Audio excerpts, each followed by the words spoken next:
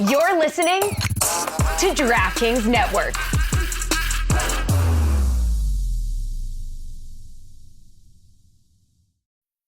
Your data is like gold to hackers, and they'll sell it to the highest bidder. Are you protected? McAfee helps shield you, blocking suspicious texts, malicious emails, and fraudulent websites. McAfee Secure VPN lets you browse safely, and its AI-powered text scam detector spots threats instantly. You'll also get up to $2 million of award-winning antivirus and identity theft protection, all for just $39.99 for your first year. Visit McAfee.com. Cancel anytime. Terms apply. Now's a good time to remember where tequila's story truly began. In 1795, Cuervo invented tequila. Cuervo. What are you doing here? Cuervo. Anytime someone says Cuervo, I show up. Well, I do know that to be true, but even during ad reads, like... Cuervo.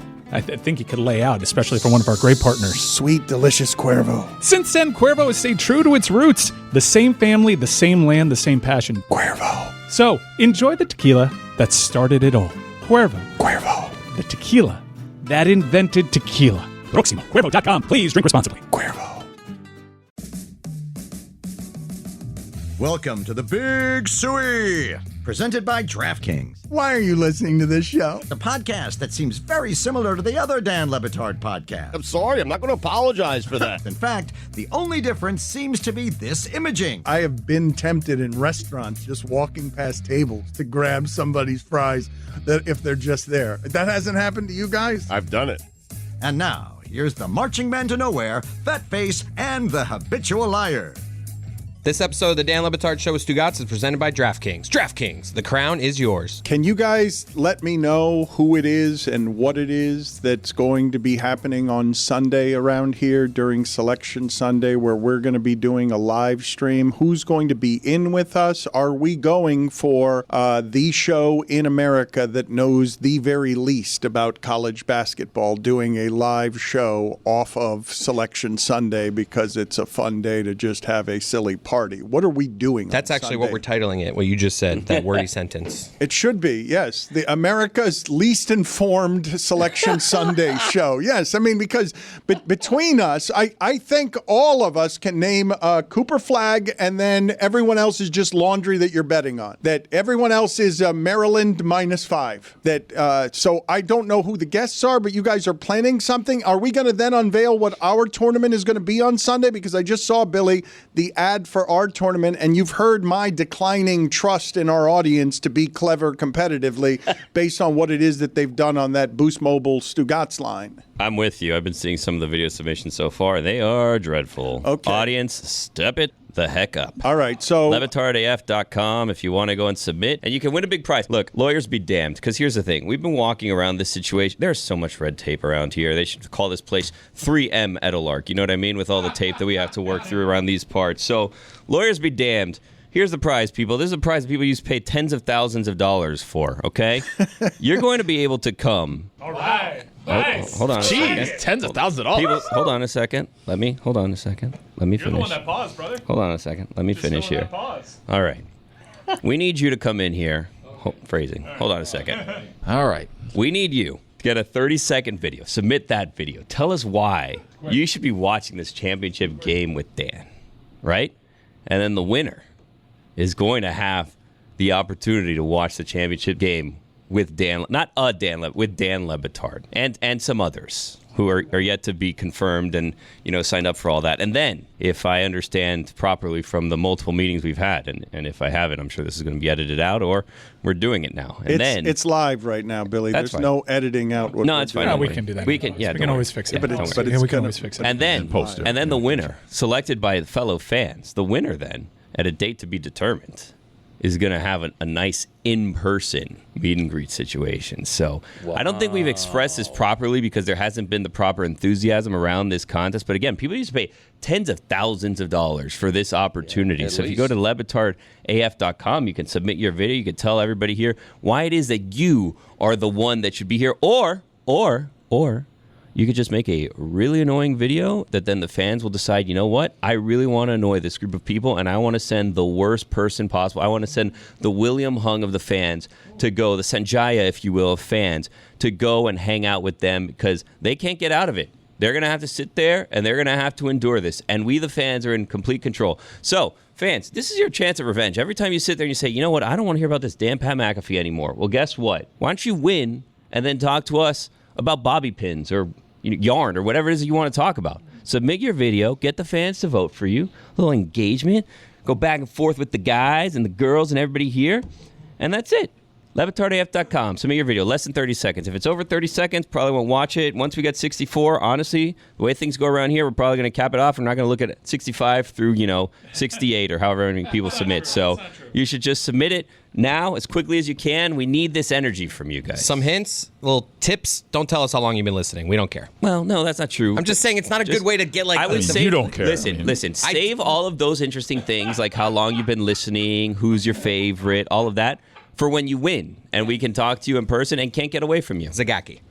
Are we all Delaware fans today? Are we all Blue Hens today? Is Greg Cody wearing that blue shirt, at least in part because he is a hen? Yes, I am. Love Delaware. Henning it. Love my hens. Now, if you don't know about this story, they are the 12th seed out of the CAA conference, and they, I think, lost 9 out of 10 games to end the season. They're 16-19, just a bad team. But they've gone on a run here, and tonight they will play for their conference championship for a chance to punch their ticket into the dance. The Magic Hens. We are all Delaware Blue Hen fans tonight. Damn right we are. Let's go. How come the rest of you aren't wearing blue like me? Well, Le Batard is. Well done. By the way, does the winner of that contest get to not only watch the game with you, but sit on your lap? Well, no. No? Yeah, there's lawyers. You can. Like Santa? Okay. 3M. Yeah, that would be great. People have paid, I think the largest amount of money that has been paid to do any of these silly things with us is $35,000. So yesterday's price is not today's price. I think that was in 2020 too, and those people never came.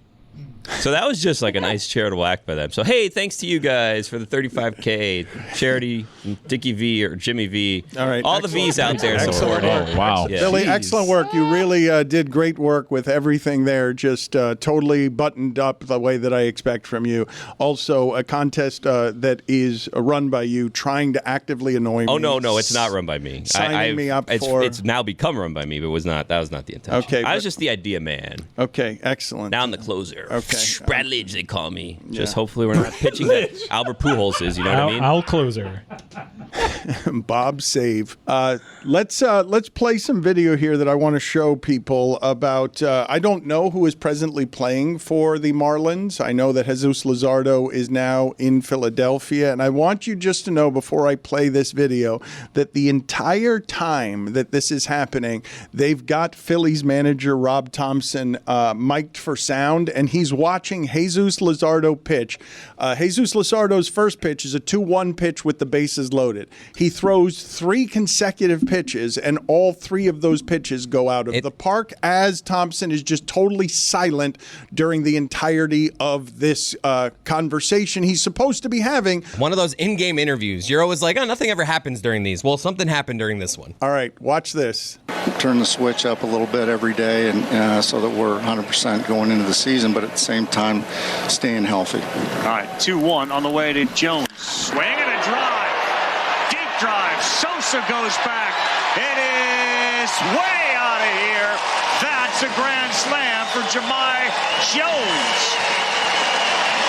430 feet, 112 off the bat. So the double was 114 off the bat. This one 112. Competition. Jones right now looking good against the lefties. He sure did. Andy Ibanez sends Sosa back. He's out of room. Back-to-back shots. Andy Ibanez, not as far, not as hard off the bat, but equally impressive. And it is all of a sudden a 5-0 game as Luzardo is giving up back-to-back home. Topper, you're a great guy for A, hanging with us here, but B, this sort of context of what goes on in the spring training game. Torres is the first one. He sends it to left field. Sosa is not going to get it. Back to back to back. 3 pitches. My goodness. Thompson winced on the last one the way you would if someone scared you. if you walked into a room and someone actually caught you entirely off guard. You remember that video of Alec Baldwin in court when they're cross-examining a witness that had a bunch of good things to say about Alec, and at some point, then why'd you call him a bleep sucker? And he just picks his head up like real quick. It's the only reaction he had. That was Rob Thompson's look after the third home run. Have you guys watched any of the Baldwin documentary that's in the middle of his life? Not documentary, reality show. As all of this happens, he's got 6 or 7 kids he's chasing around. I've always found him interesting, arrogant beyond all reason. But do you guys have any interest? I judge from the look on your faces, none of you want to read or hear anything or watch anything involving Alec Baldwin's real life. No, I saw like an unfortunate video of like a Trump impersonator ambushing him outside of his apartment to ask him about killing somebody. And it didn't seem like a fun life. I don't like the idea of reality TV being so real that they're all of a sudden in a therapy room when Alec Baldwin is going through counseling. I think that's too much. I don't want to know that much about Alec. I wish him well. Isn't that what reality shows are, to get you deeper? The whole popularity, you must not be interested in any reality show. I think there's a difference between what reality TV used to be, right? Reality TV, I think it started off by, putting 10 people on a deserted island and make them do this, that, and the other. It shouldn't involve someone's personal therapy, someone's mental health being splayed out for all to see. I'm just uncomfortable with that. Someone's never watched the Kardashians. Well, I don't like that either. That's also like an augmented reality. They put people in these situations. Reality shows. I'm with Greg. I want to harken back to a day when people stopped being polite and started getting real. Okay, but the reality television shows have to continue to be cheap programming and evolve, and so the way to evolve is be more intimate than you have been before. Go into places you. This is a very cheap form of programming. Cheap programming right now is all of the rage, and just putting cameras inside someone's house and showing you the deepest of intimacies in celebrity. This is a currency that all of us are partaking in social media. We have more access to celebrities and their lives than we have ever had before. Which is why I don't need reality shows. I've cut them completely out. I don't watch a reality show. What I do is follow people on social media, and that's enough of a reality show. Like, I consume speed via clips. I'm like, okay, that's my reality superstar, this YouTube streamer. I think that's really where reality's gone.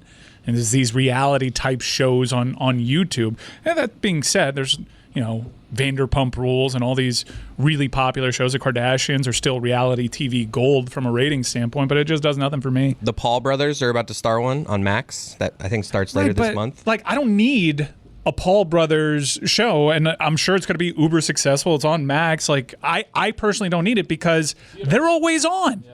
They're literally always on. Like, they send out a selfie video, they're performing. I see the reality show 24/7. They're YouTube streamers. They have a podcast. They're on Monday Night Raw. Like, they're boxing. Mike Tyson. Like, I see it all. Yeah, their whole life is a reality show. So why do you need a reality show about a reality show, right? I mean, that's the Paul brothers. Well, I want to ask you guys a couple of questions on this front. One, what is the universally considered most successful of the reality shows, and which one is doing it right now? Does Survivor and The Bachelor, those count as reality shows, right? Yeah, that's not just. I saw that Chris Cody was mouthing Kardashians back there because he says that's the most successful and one. Jersey Shore. I think in terms of like building an economy that set up generational wealth for that family and all the kids, it's a Kardashian. So that was a gold mine. And now the best and the most popular. They're on Hulu still, I believe. But the most popular of the reality shows now. Yes, Love is Blind, probably.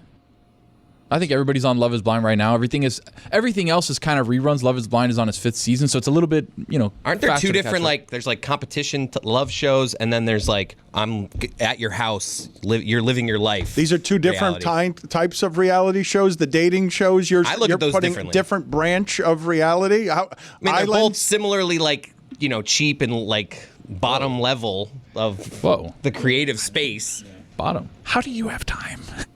I don't have time for this. How do you have time? You have a kid. How do you have time for reality shows? You think I'm watching all these? I'm just talking about Who has time? I mean, Kardashians is a little guilty pleasure for me. Every once in a while, I'm scanning through Hulu. I'll throw Kardashians on. At the point in my life, I watched the last season of White Lotus. I enjoyed it. I just told my wife, do it without me. I don't have time.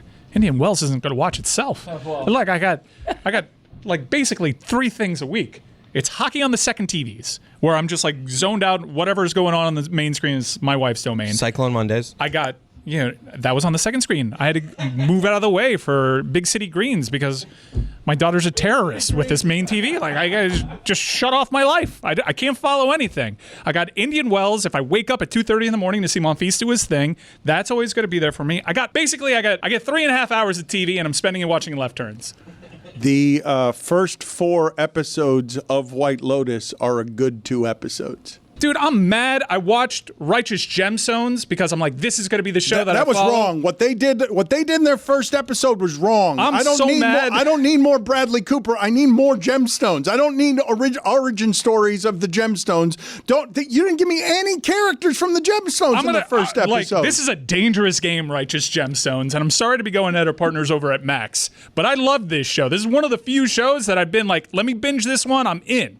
What you did to me on that first episode was wrong. Please don't do it to me for a second episode. I need Walton Goggins. I need Baby Billy. I'll tell you what it is that they did with their first episode. I believe Danny McBride is hell-bent on spending as much money as he can. And so he just did a war reenactment as Righteous Gemstones.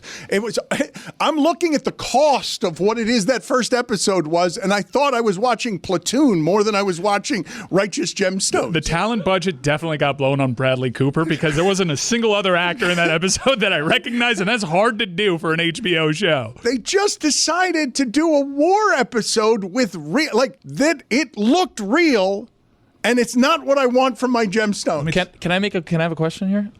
So Righteous Gemstones is about a megachurch family. That's kind of like the thing. I haven't seen it. Yes. But why is there a war? No, it was a civil war, and they went all the way back to the roots of the family. Like, you can tell what happened here. Danny McBride got extra high one day. Like, super high. Like, higher than he's probably ever been, which is saying a lot. And he's like, what if we did a Civil War episode and it's Bradley Cooper?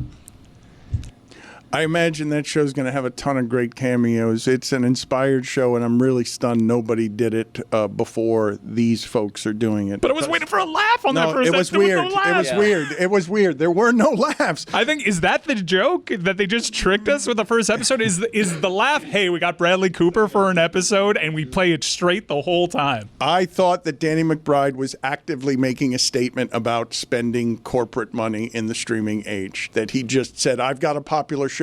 I'm the one who can get stuff made. Watch what I do with this. I'm just going to do something that's not funny. That is a. Have you seen it yet? You think he was showing off? This is a good theory. Like, there goes 30 of my minutes. Like, I wasted 30 of my minutes on that. It was a little bit over that, and I was just so mad at it because my TV time now is precious. Don Le Batard. Surely every time you're watching this, you recognize that your wife is laughing that she married yes. Larry David. Yeah, I do, yeah. One of the great characters in the history of television, in my humble opinion. And to my credit, my personality... in my humble opinion, followed by to my credit. To my credit. It's amazing. My personality it's just amazing. Does predate Curb Your Enthusiasm. Stugotz. Oh, wow. I'm not going to say Larry David patterned himself after me. All right, put it on the poll, please, Juju. Did Greg Cody copyright being an asshole long before Larry David? This is the Don Le Batard Show with the Stugotz.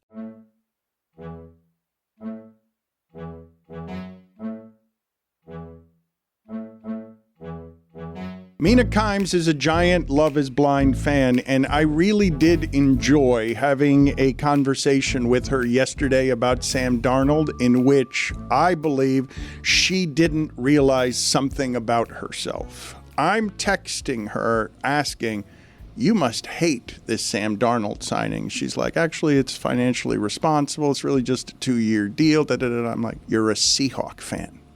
You've got Sam Darnold. She was doing the GM breakdown and not the fan breakdown. There is not a Seahawk fan happy today that Sam Darnold is their quarterback. That team's not better than it was last year because Sam Darnold is their quarterback. They lost Geno and they lost DK, so yeah, the team's not better. And Lockett. But Sam Darnold was a mirage last year. Those skill people in Minnesota are crazy good. Name Seattle's skill people now. Like JSN. You can't lose. I know that they're going to try and do stuff in the draft, but does anyone believe that Sam Darnold is going to make Seattle? Does anyone believe that Sam Darnold will be as good in Seattle as he was in Minnesota? Just start there. No, that's a healthy skepticism, I think, because we've seen those quarterbacks have a good bounce back year and then hit the market and sign a regrettable deal. It's a weird time to hit reset for Seattle because they were kind of like they were a scrappy team that was in the playoff mix, but I guess they evaluated their team like that's probably our ceiling, so tear it all down. Are you guys positive that Sam Darnold is better than Geno Smith? Not to bring up his name again. No, I don't think so. Just because I've seen Geno Smith do it for a longer period of time. Now he is no doubt younger than Geno Smith, and I think it is a fair take to say like no matter how bullish or bearish you are on Geno, we've probably seen his best. He's a longer in the tooth quarterback. He's a stopgap solution. He's been a stopgap solution for Seattle because no one ever thought, even while he was having these years, they had the type of team that he could take them to that next level. So he's just like a year-long loan for Las Vegas. And I don't think anyone thinks anything of this Sam Darnold deal other than like he's probably going to be on another 3 teams before his career's out. I think because of the age difference alone, I would rather have Sam Darnold than Geno Smith. Geno Smith had a really good year 3 years ago. The Amin season. A season less good 2 years ago. He followed it up with another good year. He's been solid. I don't want to hash this. Okay, the thing that I did want to bring back from yesterday, though, that I wanted to ask you guys, because all of you made DK Metcalf a number 1 receiver, which I get. But 66 catches the last couple of years, that's 4 catches a game. That's 4 a game, and that's not a number 1 receiver. 4 catches a game is not a number 1. I'm with you. I stayed out of it because just a show before, I was arguing that Tyler Lockett, kind of sneaky, has been just as many years. Like, their numbers are really damn close. You could make an argument that over the course of 5 years, Tyler Lockett, while he didn't fit the profile conventionally, was their actual number 1 target. Are we starting to really actually have that conversation? Like I told you last week, I didn't know we were ready to have that conversation. DK not a number 1. Like now in Pittsburgh, is George Pickens the number 1? The reason I bring it up is because of Aaron Rodgers all of a sudden. And tell me how true these reports are, because I don't know what to believe. And I don't know why this sneaks up on me every year. But the free agent movement of the last couple of days, and I will go to Tony in a second because I am told that he has been crafting all week in a top 5 top free agent moves. But since you, Greg, are a football authority, and since we've got Dookie back there, an internationally known insider, Aaron Rodgers to the Steelers was in a report, but I don't know how credible the reports are, and there are a lot of people doing a bunch of maneuvering right now trying to get what are the couple of jobs that are available. Have you seen some of the reporting on the Giants that Shane has ruined everything because of what happened on Hard Knocks, and now not only do no NFL teams want to do Hard Knocks because of how the Giants front office looked while getting rid of Saquon Barkley, but now evidently nobody wants to go play for the Giants. Aaron Rodgers, Mina told us that was mutual desperation, but Pittsburgh seems to be in play. Is that real? Is Pittsburgh with Pickens and DK Metcalf something that makes sense to you for Aaron Rodgers? Aaron Rodgers is desperate right now. He doesn't have a lot of options. A month ago, 2 weeks ago, I think everybody assumed he was going to sign with the Raiders. And they went elsewhere. You know, I think Aaron Rodgers right now is going to take the first starting quarterback job he's offered because the opportunities are dwindling. There aren't that many teams left that are actively shopping and looking for a quarterback. And the idea that Aaron Rodgers might not get an offer that he feels is good enough is growing by the day.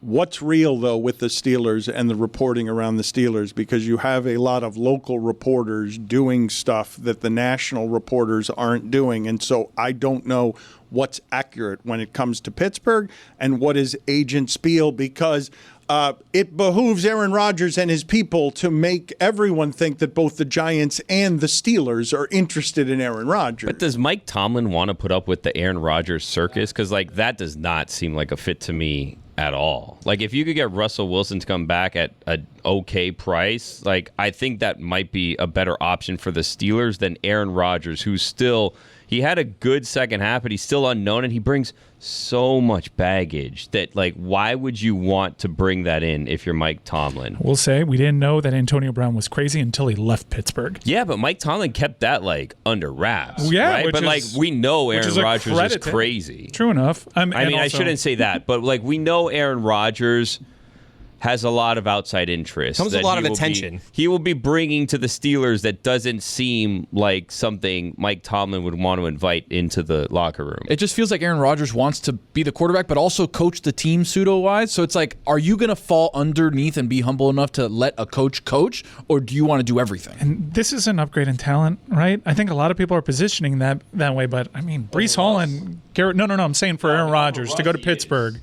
Najee Harris, I guess the addition of DK Metcalf makes this more of a consideration, but I like Wilson as a wide receiver better than I like DK or than I like Pickens. I like Breece Hall as better as a running back than I like Najee Harris. Harris is out, too. He's not even there. And to your point about nobody wanting to play for the Giants, they just signed Javon Holland, who is a big free agent loss for Miami. So I think the Giants offering money makes them a team that people want to play for. Yeah, no one wants to play with the Giants until they don't have options, and then they go play with the Giants. Yeah. Like, it doesn't matter. Like, if they get offered the money they're looking for and there's no other teams available, like, the Giants are just not going to not have a football team because of Hard Knocks last season. Like, they're going to have a football team full of players that went to play for the Giants. Yeah, and if the Giants end up being Aaron Rodgers' last option, he will play for the Giants. He's not going to sit out the season at his age. He still has the ego and the need to sign and start somewhere, and he's running out of options. Najee Harris is a Charger? Yeah. Old face, new place? Dude, that happened. There was something refreshing about yesterday with the X outage that even, like, front offices were complaining about it because they weren't working with all the information, because you would get an alert, you wouldn't see the whole thing, you'd try to click the tweet, it wouldn't expand because X had all these issues. It was a throwback. They were breaking news on television for folks yesterday. Wow. Can we explore for a second, though, what Billy is saying? I know we are all in agreement that whatever Aaron Rodgers brings in terms of noisiness is going to be probably unlike any quarterback except maybe Deshaun Watson. There's no, I don't even know, or Colin Kaepernick in terms of noisiness. But the thing I wanted to ask you guys, what are the practical and actual detriments to that? When you say, does Mike Tomlin want to put up with that? He got rid of Antonio Brown because Antonio Brown was allowing people into their locker room, was addicted to social media, and did some things at the end that revealed to us that Antonio Brown was less stable than we thought. But in real terms, not noisiness, what is the effect of bringing headlines with a quarterback when you're starved for a quarterback? Well, it depends on your team, right? And where you are as an organization. If you're a desperate organization like the Giants, then you're willing to bring it in. If you're Mike Tomlin, who has not had a losing season ever, who has kind of this, mold that he likes for his team, why would you risk that for bringing in a 42-year-old quarterback for one season and throw everything off just out of desperation because maybe Aaron Rodgers can take us to the second round of the playoffs? I would make the argument that Aaron Rodgers bringing to that organization no turnovers has more value than whatever fear you have of headlines that don't matter much, that are noisy and unpleasant, and the Steelers have only had 3 coaches ever. But Mike Tomlin is also in a desperate place because he's where Jimmy Johnson and Wanstead were at the end with the Dolphins, where people were done with, hey, we're going to get there, get to the playoffs, but we're going to be the enemy of great is good, and we're never going to be good enough to do anything. I think the desperation would be enough for Mike Tomlin that he might be willing to welcome a chastened Aaron Rodgers. I don't know if, but also a coach killer, Aaron Rodgers, right? So, like, if you give in to the desperation, it better work, or this might be the end for you, Mike Tomlin. Like, signing him and having it blow up in your face could be the end of Mike Tomlin. I think that's the case either way, though. I think Mike Tomlin is in legitimate trouble there where people are tired in Pittsburgh of what they're calling mediocrity that isn't actually mediocrity because they've been spoiled by him having whatever it is, 15 straight winning seasons. Talk about a guy that would get a job right Instantly. away if he got fired. Yeah. Right. He would, but it's been a long time since the Steelers' last Super Bowl. You know what else has been a long time? Since Aaron Rodgers' last Super Bowl. Career underachiever. One Super Bowl at age 42 he's great, don't get me wrong, first ballot Hall of Famer, but when you win one Super Bowl with that talent and that longevity, that's a career underachiever. I have a question though. Dan did the thing that I don't think it's accurate. He's like, you invite Aaron Rodgers into your team, no turnovers. What a ridiculous blanket statement. He had 11 picks last year. He was bad. He's 5 years older than Russell Wilson. He's also a worse quarterback than Russell Wilson was, if you look at QBR. So what are we doing here? This is like if we're comparing and we're looking at age and we're projecting for the future and we're looking at what they most recently did, Russell Wilson was better. 2 games against the Miami Dolphins got y'all crazy? The Steelers also re-signed Mike Tomlin to a 3-year extension last offseason. So like they're not just going to pay him to go away after this. They had enough faith in him last offseason, and last year they were right there on the cusp of making the playoffs. That doesn't get you very much these days. The cusp of making the playoffs just got Seattle changing everything and has the Dolphins drowning. Right. Okay, but what does Aaron Rodgers get you these days?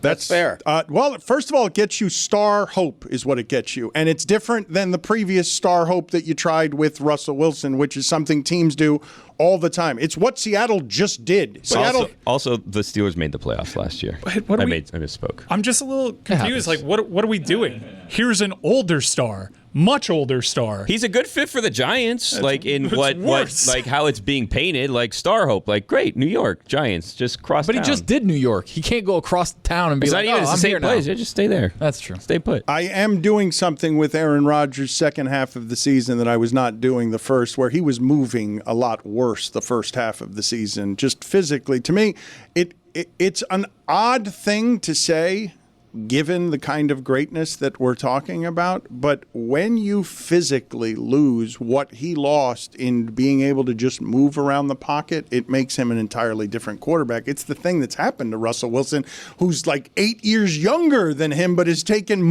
even more of a physical beating, where you're just used to him sliding around the pocket and being someone who moves away from the rush, and it's not something he can physically do anymore when he's 10 years older than the people chasing him. I didn't get tricked one bit by that second half of Aaron Rodgers. He was playing pickup ball in the back. Those weren't meaningful games. Those were jokes. He was playing a lot of bad teams. Red Zone would never go to those games. He was just spamming balls to his best friend over there, loving life like it was his last hurrah.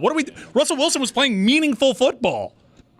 He wasn't very good in them at the end, but he was better than Aaron. He was playing. But Mike, them. here's the thing: they had Justin Fields and they had Russell Wilson, and then Justin Fields was playing well until Mike Tomlin said, "You know what? Russell Wilson gives us a better chance to win." Maybe they've looked inside and said, "Hey, you know what? I think Aaron Rodgers, even though he's been playing bad in New York, gives us a better chance to win than what we've already seen with Russell Wilson." I'm not saying it's not a difficult decision to make. Like you weigh the pros and cons, but the more that you look at it practically, counting numbers, age, I'm not even talking about off-field headaches. Like, it doesn't make sense. Like, he has fallen off completely since trying to force a ball to Devontae Adams and missing a wide-open receiver underneath in the playoffs against the San Francisco 49ers. He's fallen off a cliff. And on top of that, he tore his Achilles. Like, this doesn't make any sense. You also, if you want to cite Greg Cody's quarterback rankings from yesterday that led into that whole debate over Geno Smith, Russell Wilson was ranked 23rd in those rankings. Aaron Rodgers, 22nd. So how much better are you getting? Okay, but would Aaron Rodgers be an upgrade over Daniel Jones, for example? Yeah. Yes, he would. For 1 year, Aaron Rodgers is a good stopgap 1 year quarterback for somebody. But he hasn't been. Well, he hasn't been for the Jets. He was on a bad Jets team and he couldn't elevate it. But it's a fact that no matter the competition, it's a fact that his second half of last season was good. That wasn't considered a bad Jets team until he made it a bad Jets team. That was not considered a bad Jets team. The defense was considered okay. That Jets team had hope when he was the quarterback. They were favorites to win the division at the start of the season. You've said that a few times, and you keep repeating that, and I don't think that's true. No. I think the Bills were always you guys know. I'm telling you. People wrote the Bills off. The Bills had a bad the off start of last season, the Dolphins were ahead of the Bills. It's another thing that you invite with Aaron Rodgers is like, hey, what makes you most comfortable? Well, Al Lazard does. Nathaniel Hackett does. The guy he's his own worst enemy because he carried so many mediocre people to success that they would never see otherwise. McCarthy, all these OCs that got jobs. Fat number 80. He just elevated everybody to the point that his mind got shaped that this is who I am. Just give me these mediocre people constantly. Hopefully Tomlin's different. If they do bring him in, I actually do think Tomlin would be different, and I can see how it could work. Do I trust Aaron Rodgers more to not lose me a Mike Tomlin game plan than I trust Russell Wilson? Like, that's the conversation I guess folks should be having. You know who I would go after if I was the Steelers? Jameis Winston. Wow. Jameis Winston can talk about Mike Tomlin's head blowing off. No, Yeah, no way. That's not a fit for that. It's like one of the worst fits for that No team. way. Because of the turnovers, it undoes. Like they have to win in the margins. They cannot be turning the ball over. And Jameis will. Did you see the work he did for Fox for the Super Bowl? That's a new man. That guy is buttoned up, and he's coming to work next season for whatever team signs him. That's a man that means business next year. If I'm a team out there looking for a quarterback, I look no further than Jameis Winston. Okay. That is excellent anarchy from you. I will point out again to the audience that the big change the Tampa Bay Bucks made from going 7-9 to winning the Super Bowl was just eliminating Jameis Winston. For the greatest quarterback ever. Like, come on. What are you doing? Everything else was the same. By the way, was breaking protocol and having secret workouts while no other team was working out. He's fine. Who cares? Jameis Winston, did he throw 30 interceptions? 30 club. Yeah. He's the only one. Like, who's going to do that? Okay. History. But I want everyone here, okay? I hate to break it to you. Aaron Rodgers is a lot closer to Jameis Winston than he is to the version of Aaron Rodgers you think that you're going to get. Okay, you're wrong on that. I'm not. Okay, again, I'm going to just keep saying that. I know that your analysis, Dookie, is when I say 30 interceptions. I know that's... Yes, 4 years ago. I know, yes. It is a big number. I know, but 30 interceptions... It's unreal. Is as opposed to the 0 made-up interceptions that Aaron Rodgers had last year. Okay, I assure you that Aaron Rodgers will not throw 30 interceptions in any season remaining. He may never play again. Even if he's running around out there at 80 years old with a dialysis machine trailing him, he will not throw 30 interceptions in a season. Go ahead and find me the two quarterbacks. Did any two quarterbacks in the sport last season, did Kirk Cousins and Baker Mayfield throw 30 interceptions together? Combined? I don't think so. That's not how they're... Cousins at the end of the year is as bad as I've ever seen. That's not how... That's fine. You're writing him off for something he did 4 years ago. You did that with Josh Allen, too, and where's he now? Okay, Billy, did it 4 years ago. They replaced him and immediately won the Super Bowl. Replaced just his 30 interceptions. Just got Tom Brady to stop throwing 30 interceptions. Dan, we are such Aaron Rodgers jilted lovers. He was our favorite of all time, and he hurt us repeatedly, and we just want to believe he was the best version of himself. But I think we got to accept who he is now. I accept that Jameis Winston is who he is. He is not buttoned up after his work for Fox this offseason. Give him a chance, Steelers. You'll see. I won't be proven right because no one's going to give him a chance, but that's not because what I'm saying is wrong. It's because no one is willing to take the chance on him. You will not be proven right because there has never been a worse fit in the history of the sport for a conservative run-the-ball team, the Steelers, than Jameis Winston. Baker and Cousins combined for 32 picks this season. But Baker had 41 touchdowns, by the way. If you tell me one quarterback does what two does, take him anytime. All right, I know I got to do this ad read, but hold on. Let me reapply. Did you hear that? Yep, that's my new favorite lip gloss from NYX Cosmetics. Now I'm ready to talk to you. I've been a huge fan of NYX Cosmetics for many years now. In fact, I use their Thick It, Stick It brow gel every single day. So you can imagine my excitement when we recently received a special delivery to the Batard studios from our friends over at NYX Cosmetics. And there it was. When I opened the box, glowing, I heard the angels sing, "Ah." It's their latest lip gloss fat oil lip drip. It's NYX Cosmetics' first lip oil of its kind. This creamy lip oil will have your lips dripping with fat perks. You get all the shine of a lip gloss and none of the stickiness while experiencing 12-hour hydration. I'm usually a matte lip gloss kind of gal. My normal go-to is NYX Cosmetics lip gloss, the Lingerie XXL. But after applying the status update shade, I have found my new go-to lip gloss. Fat Oil Lip Drip has high shine finish with comfortable wear and none of the sticky texture. A lip product that's hydrating, non-sticky, and only $9? Now that's a win. Try Fat Oil Lip Drip from NYX Professional Makeup. Available in 14 universally flattering shades. Find your perfect Fat Oil Lip Drip. Shop now at nyxcosmetics.com or a retailer near you.